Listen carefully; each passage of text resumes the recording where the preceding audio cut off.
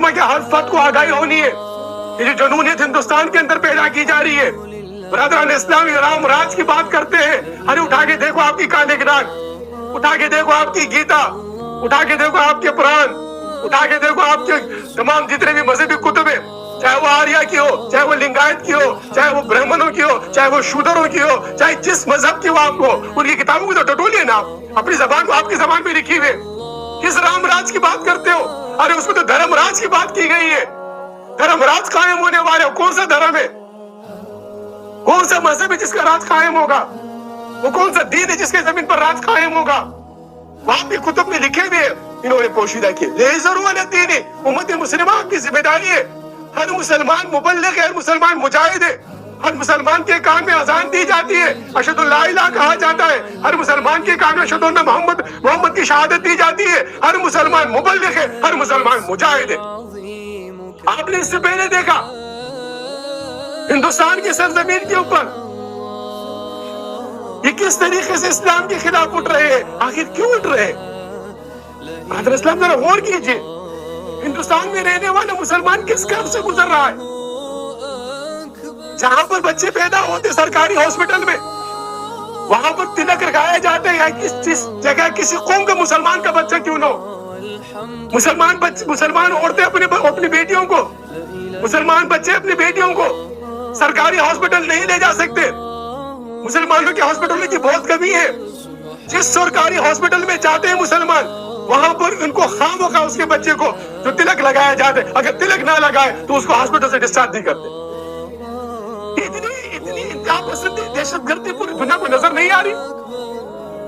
برادران اسلام آپ دیکھیں، ہندو کہتا ہے ہندوستان میں اگر رہنا ہے تو ہماری اوتاروں کو مانو. یہاں پوری دنیا میں مسلمان رہ رہا ہے. یورپ میں 100 غلطیاں ہیں، بے روی ہے. یورپ کے اندر جو ہے نا بہت انتہائی، لیکن وہاں تو یہ نہیں کہا جا رہا یورپ میں کہ اگر یورپ میں تم لوگوں رہنا ہے تو سیدھے عیسیٰ علیہ السلام کو مانو. مسلمان یورپ میں رہ رہے ہیں، افریقہ کے جنگلات میں رہ رہے ہیں، رشیا کے محلات میں رہ رہے ہیں، بلند و پہاڑوں میں مسلمان رہ رہے ہیں.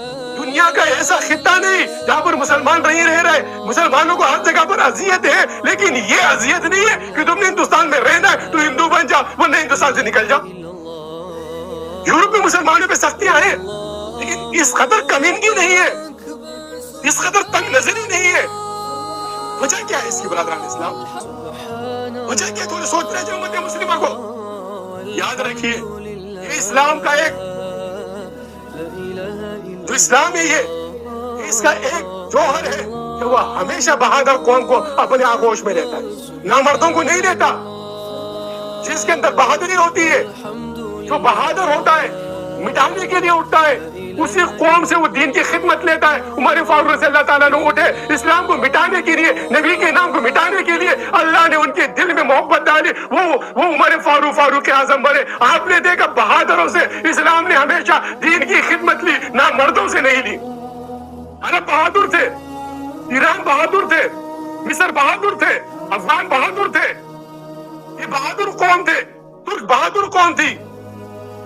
اسلام آیا یہاں تک کہ سندھ تک آیا اور سندھ کی بہادر راجپوتوں کو اسلام میں داخل کیا. یہاں پر جو قومیں تھی وہ نامرد تھی، ان کے اندر جولانی نہیں تھی، ان کے اندر طاقت نہیں تھی، ان کے اندر کلام نہیں تھا، ان کے اندر جو ہے نا ایک پاور نہیں تھا. اسلام نامردوں کو نہیں لیتا. اسی لیے اسلام کی نشات ثانیہ میں آج ہندوستان کا بچہ، آج ہندوستان کی عورت مرد، وہ جو ہے نا اس کے اندر مردانگی آ گئی ہے، بہادری آ گئی ہے. وہ کھڑا ہو گیا اسلام کے خلاف. اس کا مطلب ہے ہندوستان اب اسلام کے آغوش میں آنے والا ہے.